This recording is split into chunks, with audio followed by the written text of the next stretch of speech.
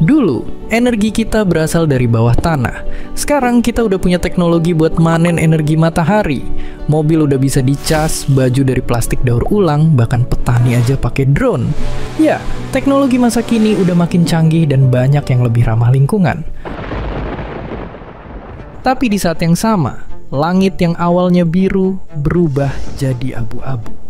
Lahan yang awalnya hijau berubah gersang. Gimana bisa teknologi terus makin canggih tapi lingkungan malah terus-terusan makin hancur?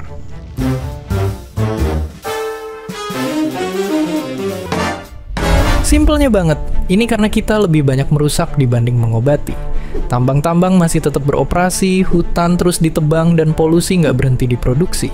Ibaratnya, bayangin ada botol yang banyak bolong-bolongnya, tapi yang ditambal cuma satu. Bahkan ada juga yang bolongnya makin besar. Belum lagi, ternyata proses ngembangin teknologi yang ramah lingkungan itu sebenarnya bisa juga bikin lingkungan rusak. Coba kita lihat teknologi satu ini. Buat bikin baterainya, kita butuh logam kebanggaan kita, yang malah maksa kita ngebuka lahan besar-besaran buat ngebangun tambangnya.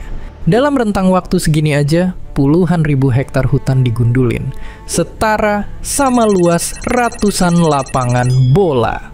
Ini nggak cuma bahaya buat binatang dan tumbuhan, tapi juga manusia. Ayo coba lihat daerah ini, yang dalam tanda kutip, jadi surganya tambang nikel. Banyak pekerja dan warga yang hidup di sekitar tambang kena infeksi pernapasan gara-gara udara dipenuhi zat beracun. Rumah-rumah kena banjir lumpur merah, bahkan ada ledakan yang sampai bikin belasan orang tewas. Dan ini baru satu kasus. Nyatanya, ada banyak kasus serupa di tempat-tempat lain. Terus gilanya, orang kita kena dampak segitunya. Tapi, apakah kita juga dapat, dalam tanda kutip, keuntungan yang sebanding? Masalahnya jawabannya enggak. Justru banyak keuntungan yang malah diambil sama negara lain. Tapi kalau udah gini, harus gimana? Tentunya kita bisa ngelakuin kegiatan ekonomi yang lebih hijau dan adil. Tapi bukan cuma itu aja, kita juga bisa lebih berdaulat atas sumber daya yang kita punya. Kalau kita sendiri yang nguasain, kita mampu ngontrol kegiatan-kegiatan ekonomi biar nggak ngerusak lingkungan. Misalnya, dibanding ngorbanin seluruh hutan sekaligus, kita bisa manfaatin hutan dengan lebih seimbang. Konsep canggih kayak gini sebenarnya udah diterapin sama masyarakat adat, misalnya kayak mereka yang ada di Papua. Dan gilanya, ada lembaga riset yang bilang kalau potensi ekonomi semacam ini di Indonesia tuh banyak banget. Dan kalau sukses buat diterapin, bakal banyak juga lapangan kerja baru yang terbuka. Terus pertanyaan besarnya, kenapa nggak dilakuin? Pertanyaan bagus. Karena sebenarnya mimpi buat jadi lebih adil, canggih, dan berdaulat udah selalu ada dari dulu. Kalian pasti udah kenal Bapak Proklamasi kita. Pas baru merdeka, dia pengen Indonesia mandiri dan ngebuktiin ke seluruh dunia bahwa negara kita juga bisa bikin proyek-proyek megah. Nggak kalah sama negara-negara lain yang udah lebih maju. Anak-anak muda bahkan dikasih kesempatan buat ngejar pendidikan sampai ke luar negeri. Berbagai jenis ilmu digali untuk kembali dan ngebangun tanah air sendiri.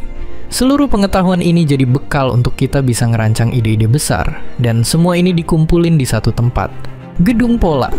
Di sini, berbagai konsep dipamerin dan orang-orang bisa datang, ngekritisi, bahkan ikut ngasih ide buat pembangunan negara kita. Sebagian hasilnya bisa kita lihat hari ini.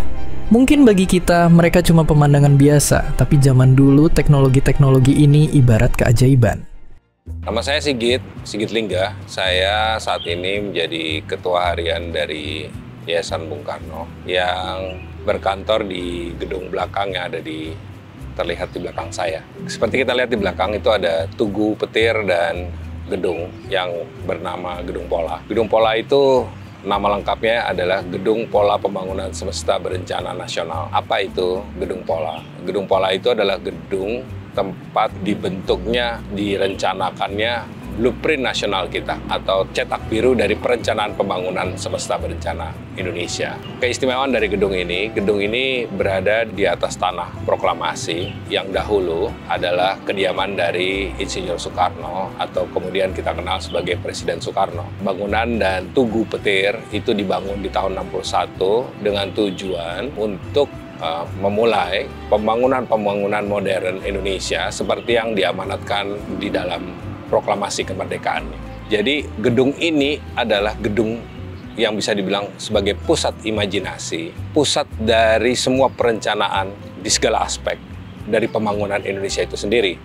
Jadi kalau saya bercerita tentang pusat imajinasi, di gedung ini dahulu itu direncanakan, dipamerkan seluruh gagasan perencanaan dari proyek-proyek nasional semesta berencana yang mungkin pada satu masa disebut sebagai proyek mercusuar. Proyek mercusuar yang dilakukan oleh Presiden Soekarno itu adalah sebuah proyek-proyek besar sebagai penanda dari pembangunan peradaban Indonesia. Jadi semua dilakukan di sini. Pameran bertema teknologi, kebudayaan, apapun itu. Pertanian, kita bisa teliti bersama banyak sekali yang telah dihasilkan dalam konsep pembangunan semesta berencana tersebut. Kalau tidak salah ada hampir 300-an proyek mercusuar pada saat itu. Saya rasa keberadaan gedung ini akan menjadi sebuah tempat yang kembali menjadi tempat berkumpulnya para pemikir atau para teknokrat yang harus bekerja keras untuk memecahkan semua persoalan-persoalan di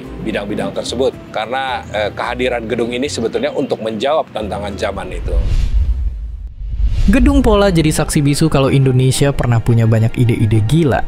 Mungkin kita jadi sadar kalau mimpi itu sesuatu yang mahal. Dan nggak semua orang berani punya mimpi besar. Kita pernah berani. Tapi coba lihat Indonesia sekarang. Apakah sudah lebih dekat ke mimpi itu? Indonesia adalah sebuah proses panjang, sebuah proses untuk membangun sebuah bangsa yang dicita-citakan tahun 45 untuk menuju masa depannya yang tidak hanya 1000 atau 2000 tahun, tapi selama-lamanya.